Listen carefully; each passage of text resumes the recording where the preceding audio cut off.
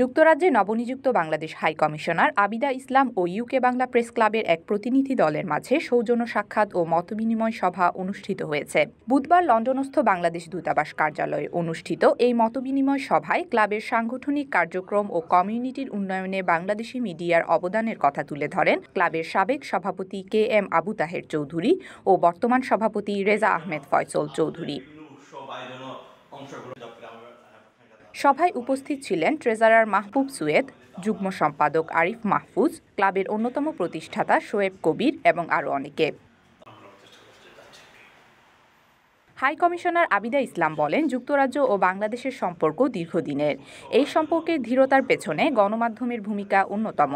আগামীতে সংবাদকর্মীরা বাংলাদেশি কমিউনিটি ও বাংলাদেশের উন্নয়নে বরাবরের মতোই সক্রিয় ভূমিকা রাখবে বলে আমার বিশ্বাস। মতবিনিময় শেষে নবনিযুক্ত বাংলাদেশ হাই কমিশনার আবিদা ইসলামকে ক্লাবের পক্ষ থেকে ফুল দিয়ে শুভেচ্ছা জানানো হয়। Desk report, CTG news, Chittagong.